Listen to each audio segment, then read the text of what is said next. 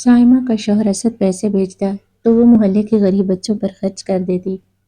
ساس نندے اسے منع کرتی تو اس کے باوجود وہ پیسے خرچ کر دیتی۔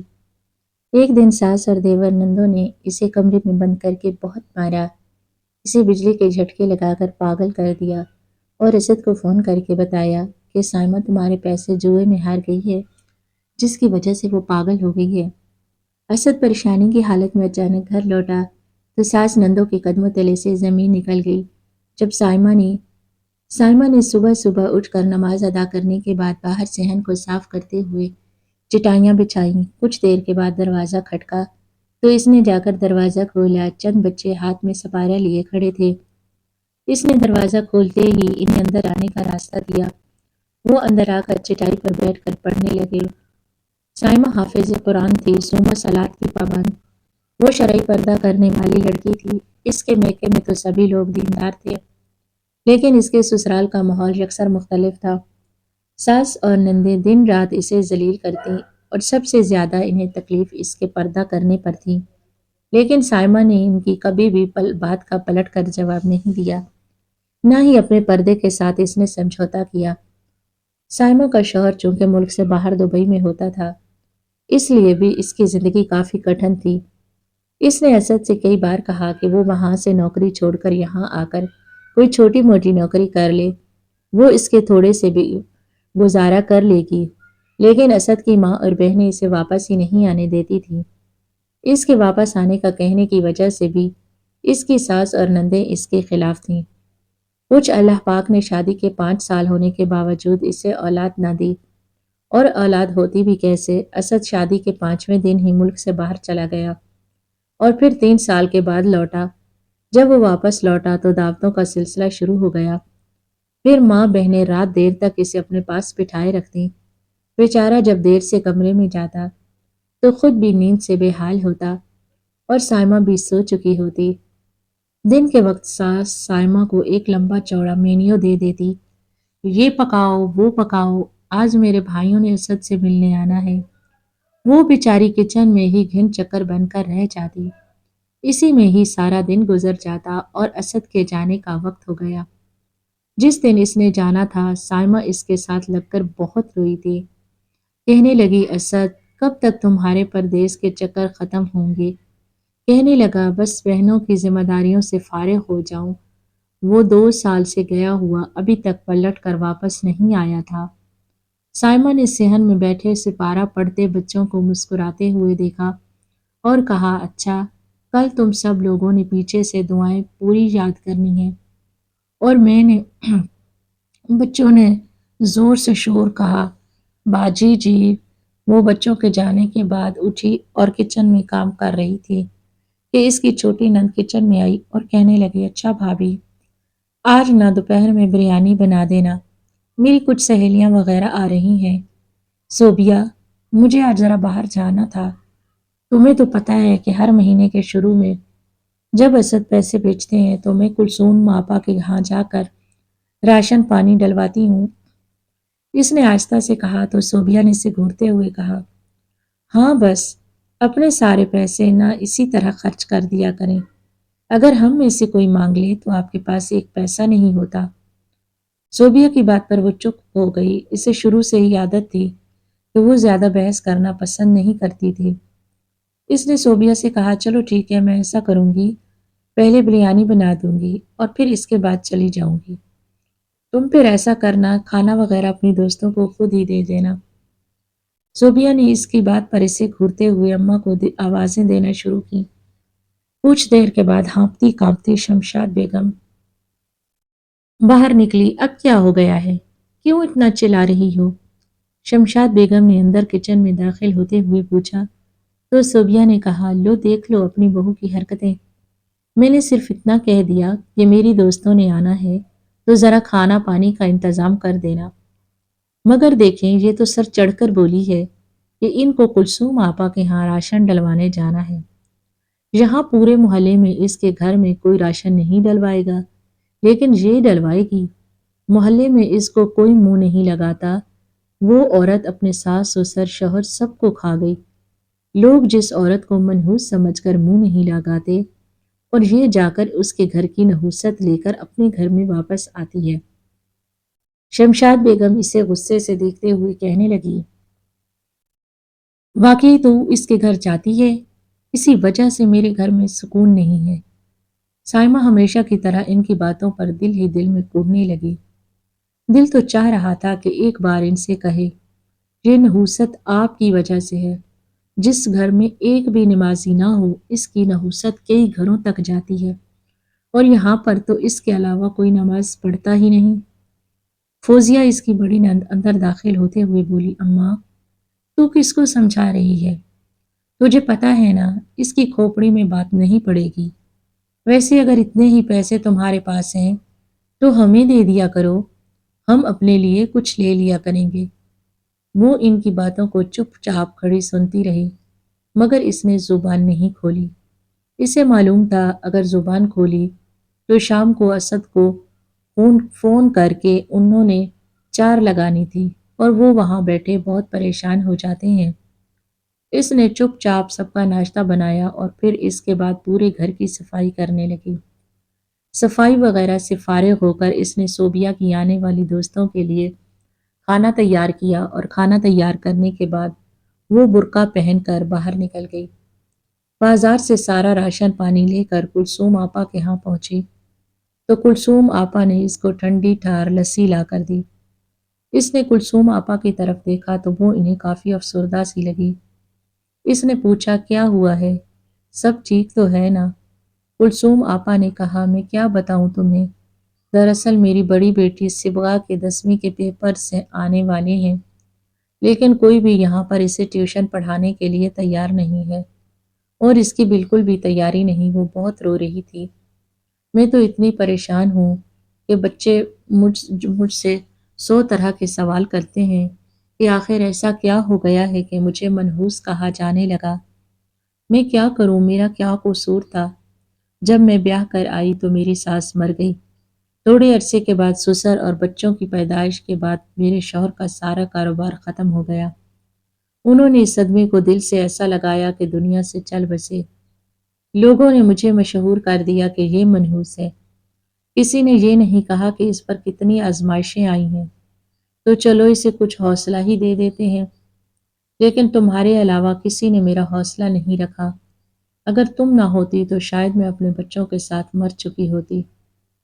کلثوم بولتے بولتے پھوٹ پھوٹ کر رونے لگی۔ ارے ارے آپا، اس طرح بالکل مت روئیے، میں ہوں نا، اور رہی بات صبغہ کے پڑھنے کی تو آپ اس کو میرے پاس بھیجیے، شام کو میں اسے پڑھا دیا کروں گی۔ اس نے ان کے ہاتھ تھامتے ہوئے کہا تو کلثوم کا چہرہ جیسے کھل اٹھا، اور وہ اس کے گلے لگتے ہوئے بولی، اللہ پاک تمہاری ڈھیروں خوشیاں تمہیں دے، اللہ تمہیں جلد از جلد اولاد کی نعمت سے نوازے۔ کلثوم کی دعاؤں پر وہ ہلکا سا مسکراتی اٹھ کر کھڑی ہو گئی۔ وہ گھر پہنچی تو فوزیہ کے سسرال والے آئے ہوئے تھے۔ شمشاد بیگم نے اسے دیکھتے ہوئے کہا، لو آ گئی میری بہو۔ فوزیہ کے ہونے والے سسرال کے سامنے ان کی زبان سے گویا شیرینی ٹپک رہی تھی۔ وہ سلام کرتے ہوئے ان کے پاس بیٹھ گئی۔ پھر شمشاد بیگم نے اس سے کہا کہ جاؤ، جا کر کچن میں کچھ کھانے پینے کا انتظام کرو، اور فوزیہ کو بھی ساتھ لگا لینا۔ وہ چپ چاپ اٹھ کر کچن کی جانب بڑھ گئی۔ فوزیہ بھی اپنے سسرال والوں کے سامنے اچھی بننے کے لیے اس کے پاس کچن میں آ تو گئی تھی، لیکن ایک سائیڈ پر بیٹھی موبائل پر لگی رہی۔ اس نے ایک دو بار اسے کام کہا تو وہ اتنی بری طرح سے اس سے بولی کہ وہ چپ ہی ہو گئی۔ پھر اس نے سب مہمانوں کا کھانا تیار کیا۔ اس کی کمر جیسے ٹوٹنے والی ہو گئی، مگر اس کا ابھی بھی کام ختم نہیں ہوا تھا۔ رات گئے تک وہ اپنے کام میں بزی رہی۔ مہمانوں کے جانے کے بعد اس نے سارے کچن اور گھر کی صفائی کی۔ اس کے بعد وہ اپنے دیور اور نندوں کے کپڑے استری کرنے لگی۔ اس سے فارغ ہو کر اس نے عشاء کی نماز ادا کی اور آ کر اپنے بیڈ پر کمر سیدھی کرنے لیٹی ہی تھی کہ اس کا موبائل بجنے لگا۔ اس نے نمبر دیکھا تو اسد کا فون آ رہا تھا۔ اس کے چہرے پر دھیمی سی مسکراہٹ آنے لگی۔ اس نے سلام کرتے ہوئے فون کان پر لگایا تو دوسری طرف اسد بولا، ہاں جی بیگم صاحبہ، آپ کو تو اپنے شوہر سے بات کرنے کی بالکل بھی فرصت نہیں ہے۔ یہاں ہم آپ کی یاد میں تڑپتے ہوئے کب سے فون ملانے کی کوشش کر رہے ہیں، لیکن آپ تو زیادہ ہی بزی ہیں۔ بالکل یاد نہیں آتی نا آپ کو ہماری؟ دوسری طرف سے اسد روٹھے انداز میں بولے تو وہ کھلکھلا کر ہنس پڑی اور بڑے میٹھے انداز میں بولی، آپ مجھے بھولتے کب ہیں جو آپ کو یاد کرنا پڑے؟ میرے تو ہر خیال میں آپ ہی رہتے ہیں۔ اسد دوسری طرف سے ہلکا سا مسکراتے ہوئے بولا، اچھا جی، اب ہمیں مسکا لگائیں گی آپ؟ اسد کی بات پر وہ ہلکا سا مسکراتے ہوئے بولی، او ہو، تو آپ کو یہ لگتا ہے کہ میں مسکے لگا رہی ہوں؟ ویسے بہت ہی بری بات ہے اسد۔ ہاں تو اور کیا بولوں میں؟ یہی بولنا پڑے گا نا، تم تو بات کرتی ہی نہیں ہو مجھ سے۔ پورا دن میں نے انتظار کیا، آج چھٹی کا دن تھا، لیکن تم نہ جانے کہاں بزی تھی۔ بس فوزیہ کے سسرال والے آ گئے تھے تو کھانا وغیرہ بنانا تھا، اس لیے وہیں بزی رہی۔ اور وہ ایک ایک کر کے اپنے سارے دن بھر کی روٹین بتانے لگی۔ دوسری طرف سے اسد بولا، اچھا بھائی بس کر دو، تم تو بس سب کی خدمتوں میں لگی رہنا۔ اب میں کچھ عرصے کے بعد واپس آ رہا ہوں تو چند دنوں کے لیے آنا ہوتا ہے، تب بھی تم یہ کر لوں کبھی وہ کر لوں، پھر اوپر سے رشتہ داروں کی دعوتیں ختم نہیں ہوتی۔ میں نے تو اس بار سوچ لیا ہے کہ کسی رشتہ دار کی دعوت پر نہیں جانا، بس ہم دونوں ہوں گے اور ہمارا وقت ہوگا۔ کیا خیال ہے ہنی مون پر چلتے ہیں؟ اسد کی بات پر اس کا چہرہ سرخ ہو گیا۔ پھر وہ اسد کے ساتھ کافی دیر تک بات کرتی رہی۔ بات کرتے کرتے ہی وہ سو گئی۔ اگلی صبح اپنی روٹین کے مطابق اٹھی، سب کام نپٹانے لگی۔ شام کو کلثوم اپنی بیٹی اس سے پڑھانے لے کر آئیں اور اس نے اس کو پڑھانا شروع کر دیا۔ پھر صبغہ کو آتے ہوئے 2-3 دن ہو گئے تھے۔ صبغہ ویسے بھی اس کے ساتھ پہلے سے کلوز تھی اور اب مزید ہو گئی تھی۔ وہ بیچ میں اٹھ کر اس کے ساتھ کام میں بھی ہاتھ بٹانے لگی تھی۔ آج کل اس کا دیور فہد بھی بہت زیادہ گھر میں رہنے لگا تھا، ورنہ اسے تو دوستوں سے فرصت نہیں تھی۔ ایک دن اسے اپنی طبیعت کافی زیادہ خراب سی محسوس ہوئی تو اس نے صبغہ سے کہا کہ وہ اس کے ساتھ کمرے میں ہی چلے اور وہ وہیں پر اسے پڑھا دے گی۔ پھر وہ صبغہ کو لے کر کمرے میں آ کر لیٹ گئی۔ ابھی اسے لیٹے کچھ دیر ہی ہوئی تھی کہ فہد دروازہ کھٹکھٹاتا اندر داخل ہوتے ہوئے بولا، بھابھی یہ میری شرٹ کو پریس کر دیجیے گا، مجھے شام کو اپنے دوستوں کے ساتھ جانا ہے۔ فہد بھائی، آپ فوزیہ یا صوبیہ سے کہہ دیجیے، میری دراصل طبیعت ٹھیک نہیں ہے، مجھ سے تو کھڑا بھی نہیں ہوا جا رہا۔ اس نے آہستگی سے کہا تو فہد تلخ لہجے میں بولا، ہاں سب کو تو میرے کام کرتے ہوئے موت پڑتی ہے۔ سائمہ جلدی سے بولی، فہد بھائی میں کر دیتی ہوں آپ کی شرٹ پریس، آپ یہیں پر رکھ دیجیے۔ فہد شرٹ رکھ کر باہر نکل گیا۔ کچھ دیر کے بعد وہ اٹھی اور شرٹ اٹھا کر پریس کرنے کے لیے باہر جانے لگی تو صبغہ نے اس کے ہاتھ سے شرٹ پکڑتے ہوئے کہا، آپ رہنے دیجیے باجی، میں کر دیتی ہوں۔ اس نے تشکر بھری نگاہوں سے صبغہ کو دیکھا اور اسے شرٹ تھماتی واپس آ کر بیڈ پر لیٹ گئی۔ کچھ دیر کے بعد صبغہ واپس آئی تو اس کے چہرے پر کافی زیادہ گھبراہٹ تھی۔ اس نے چونک کر پوچھا، کیا ہوا ہے؟ سب ٹھیک ہے نا؟ جی باجی، بس مجھے گھر جانا ہوگا، میرا دل بہت خراب ہو رہا ہے، اس نے کہا اور پھر بیگ اٹھا کر جلدی سے باہر نکل گئی اور وہ حیران و پریشان بیٹھی اس کے رویے پر غور کرنے لگی۔ پھر سر جھٹک کر اس نے کچھ دیر آرام کیا اور پھر اپنے دکھتے بدن کے ساتھ آ کر کچن میں کام کرنے لگی۔ پھر اگلے 2 دن تک صبغہ جب ٹیوشن نہ آئی تو وہ کافی زیادہ پریشان ہو گئی۔ 2-3 بار تو فہد نے آ کر بھی اس کے متعلق پوچھا تو وہ فہد کے اس طرح پوچھنے پر چونک گئی۔ شام کو سائمہ نے برقع پہنا اور کلثوم آپا کے ہاں پہنچ گئی۔ اس نے جا کر کہا، تمہیں کیا مسئلہ ہے؟ پیپر کی تیاری نہیں کرنی جو ابھی سے اتنی چھٹیاں کرنے لگ گئی ہو؟ ابھی تو 3-4 دن ہوئے تھے ٹیوشن آتے ہوئے اور ابھی سے اتنی چھٹیاں؟ میں بالکل بھی چھٹی برداشت نہیں کرتی، اس نے محبت بھرے انداز میں ڈانٹتے ہوئے کہا تو صبغہ سر جھکا کر اپنے لب کو کچلنے لگی۔ معاف کرنا سائمہ، میں صبغہ کو نہیں بھیج سکتی ٹیوشن، دراصل میں نے کہیں اور پتہ کر لیا ہے، وہ لوگ پڑھا دیں گے اس کو، لیکن تمہاری ہاں نہیں بھیج سکتی۔ کلثوم آپا نے نگاہیں چراتے ہوئے کہا تو ان کے انداز پر سائمہ ٹھٹک کر انہیں دیکھنے لگی اور بولی، آپ لوگ مجھے بتائیں گے کہ ہوا کیا ہے؟ اس کے پوچھنے کی دیر تھی کہ صبغہ پھوٹ پھوٹ کر رونے لگی اور وہ اس کے اس طرح رونے پر کافی زیادہ پریشان ہو گئی۔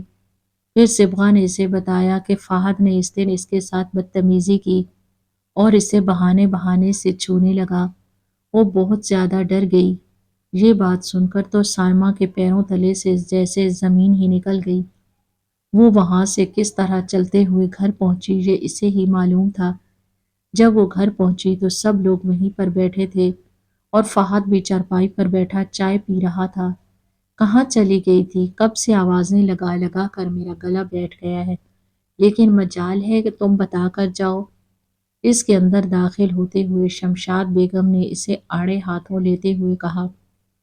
وہ چلتی ہوئی آ کر فہد کے پاس کھڑی ہو گئی اور ایک زوردار تھپڑ اس کے منہ پر مارا۔ شمشاد بیگم تڑپ کر اٹھتے ہوئے بولی، ہائے ہائے، تیری ہمت بھی کیسے ہوئی میرے بیٹے پر ہاتھ اٹھانے کی؟ ایسا کیا کر دیا اس نے؟ اس نے غصے سے فہد کو دیکھتے ہوئے بولا، اپنے بیٹے سے ہی پوچھے کہ اس نے کیا حرکت کی ہے۔ اس نے کلثوم آپا کی بیٹی کے ساتھ بدتمیزی کی۔ فوزیہ غصے سے اس کی طرف آئی اور اس کے بازو سے پکڑ کر اس کو کھینچتے ہوئے اس کا رخ اپنی طرف کرتے ہوئے بولی، اچھا تو غیروں کی وجہ سے اپنوں پر شک کرے گی؟ ارے یہ اپنا سمجھتی کب ہے ہمیں؟ شمشاد بیگم نے اپنا سینہ پیٹتے ہوئے کہا، مجھے اچھے سے معلوم ہے یہ کس قسم کا ہے، اور ہاں اب اس کی یہ بات میں اسد کو بتاؤں گی، وہ اس کا انتظام کرے گا۔ اس نے فہد کو دیکھتے ہوئے کہا تو سب لوگ ایک دوسرے کی طرف دیکھنے لگے۔ پھر وہ بنا مزید کوئی بات کیے اپنے کمرے میں آئی اور برقع اتار کر سر تھام کر بیٹھ گئی۔ ابھی اس سے بیٹھے کچھ دیر ہی ہوئی تھی کہ وہ چاروں اندر داخل ہوئے اور اس کے کمرے کا دروازہ بند کر لیا۔ پھر ان چاروں نے اسے اس قدر پیٹا کہ وہ بے ہوش ہو گئی۔ جب ہوش آیا تو اس کے پاس ایک ڈاکٹر کھڑا تھا۔ اس نے اس کو بجلی کے جھٹکے لگانے شروع کیے۔ اس کی چیخوں سے جیسے پورا گھر گونج اٹھا تھا۔ محلے کے لوگ بھی اپنی چھتوں پر نکل کر ایک دوسرے سے اس چیخو پکار کی وجہ دریافت کر رہے تھے۔ پھر اس طرح 3 دن تک اسے بجلی کے شاٹ دیے گئے، جس کی وجہ سے اس کا دماغ جیسے بند ہونا شروع ہو گیا اور اسے ایک عجیب طرح سے دورہ پڑتا، جس سے وہ ہنسنے لگتی تو وہ ہنستی جاتی اور رونے لگتی تو روئے جاتی، مگر یہ دورہ کچھ پل کے لیے ہوتا تھا اور پھر وہ نارمل ہو جاتی تھی۔ اس کی نندوں نے اس کا موبائل تک اس سے چھین لیا تھا اور وہ اسد کو بھی کچھ بتا نہیں سکی تھی، مگر ان لوگوں نے اس کی وہ پاگل پن کے دورے کی ویڈیو اسد کو بنا کر سینڈ کرتے ہوئے کہا کہ تیری بیوی پاگل ہو چکی ہے اور اس کو جو کچھ بھی تو بھیجتا تھا لاٹریوں میں ضائع کر دیتی تھی اور زیادہ کے لالچ میں سب لٹاتی رہی، اور اسد کو نہ جانے کیا کیا بتا رہے تھے۔ وہ سن ہوتے دماغ سے بس سنے جا رہا تھا۔ اس کے اندر تو اتنی ہمت نہیں تھی کہ وہ ان سے موبائل لے کر اسد کو اپنی حالت کا بتا سکتی۔ وہ سارا دن کمرے میں ہی رہنے لگی اور پورا دن نماز قرآن پاک پڑھ پڑھ کر اپنے اللہ سے انصاف مانگتی رہی۔ اللہ نے جلد ہی اس کی دعاؤں کو قبولیت بخشی۔ اس دن وہ گھر میں اکیلی ہی تھی کہ کلثوم آپا اسے ملنے آ گئی۔ کلثوم آپا اس کی حالت دیکھ کر روتے ہوئے بولی، ہائے ربا، کیا ہو گیا ہے تمہیں سائمہ؟ اس نے روتے ہوئے کلثوم آپا کو ساری بات بتائی۔ آپا پلیز میرے شوہر کو میری حالت کا بتا دے، ورنہ یہ مجھے مار ڈالیں گے۔ اس نے روتے ہوئے تو کلثوم بولی، ہاں ہاں ضرور، تو مجھے نمبر دے دو۔ اس کی عادت تھی کہ وہ ہر نمبر محفوظ کر کے ڈائری میں لکھ لیتی تھی۔ اس نے جلدی سے ڈائری نکال کر نمبر لکھوایا اور کلثوم نے بھی گویا اس کی بہن ہونے کا حق ادا کر دیا اور اسد کو فون کر کے کہنے لگی کہ تمہارے گھر والے تمہاری بیوی کو ناکردہ گناہوں کی سزا دے رہے ہیں، تم واپس آ جاؤ۔ یہاں تک کہ کلثوم نے اسے صبغہ کے ساتھ فہد کی بدتمیزی کا تذکرہ کرتے ہوئے کہا کہ اس نے جب اس بات پر فہد کو تھپڑ مارا اور اسے تمہارا نام لے کر دھمکی دی تو ان لوگوں نے اسے دماغی مریض قرار دینے کے لیے बिजली के झटके तक लगाए। असद सारी बात सुनते ही 2 दिन के अंदर अंदर टिकट करवा कर घर पहुंचा तो घर में वो चारों पिज्जा पार्टी कर रहे थे और लाउड म्यूजिक भी चल रहा था। इसको आता देखकर इनके चेहरों के रंग उड़ गए और गोया इनके पैरों तले से जमीन ही निकल गई हो। वो सर्द सी निगाह इन पर डालता अपने कमरे की जानिब बढ़ा तो मुसल्ले पर बैठी साइमा ने मुड़ कर देखा और वो साकित रह गई।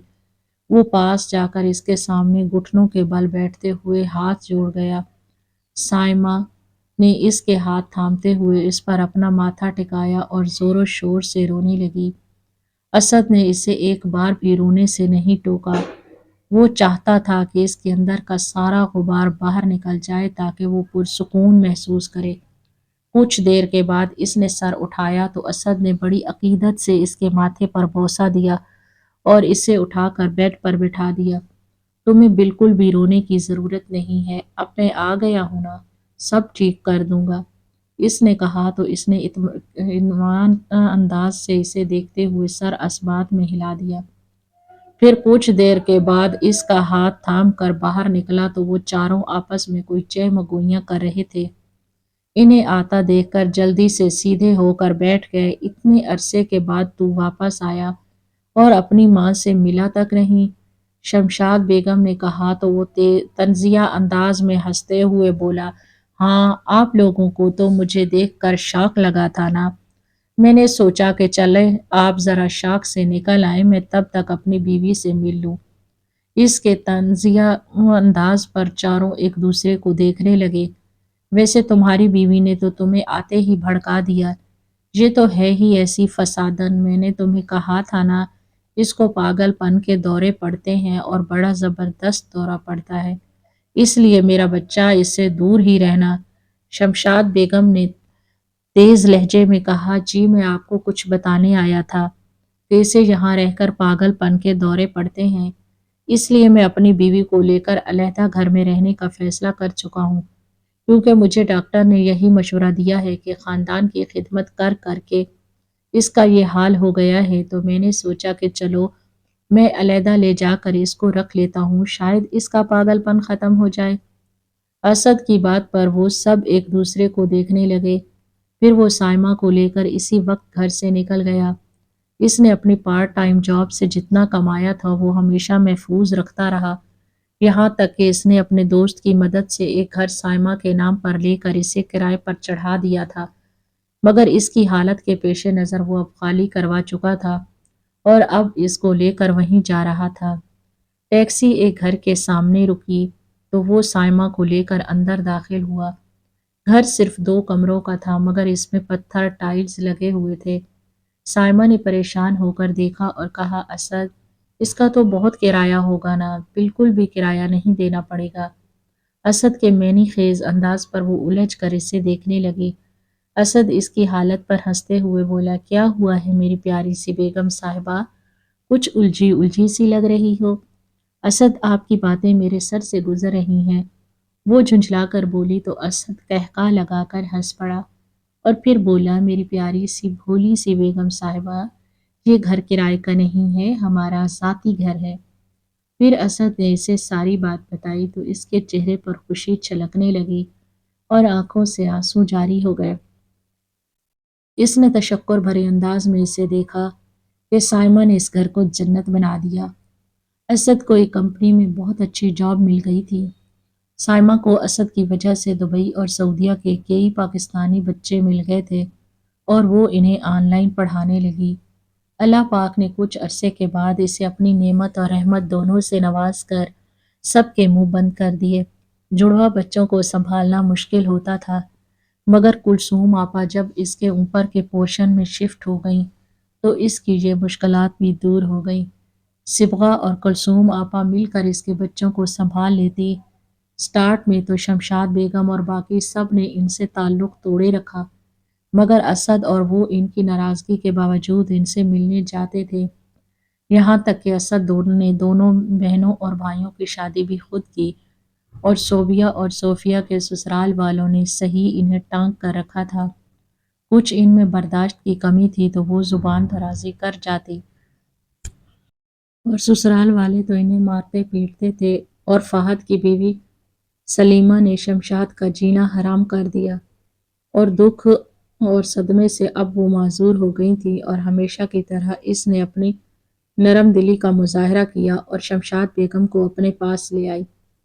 وہ دن رات شمشاد بیگم کی خدمت کرتی تھی، اور اللہ نے اس کے عوض سے بہت عطا کیا کہ اسد کو کمپنی کی طرف سے بڑا گھر اور گاڑی بھی دی گئی۔ وہ ہر روز اپنے رب کے آگے شکرانے کے نفل ادا کرتی، اور اللہ پاک نے صحیح فرمایا، تم شکر ادا کرو تو میں تمہیں مزید عطا کروں گا۔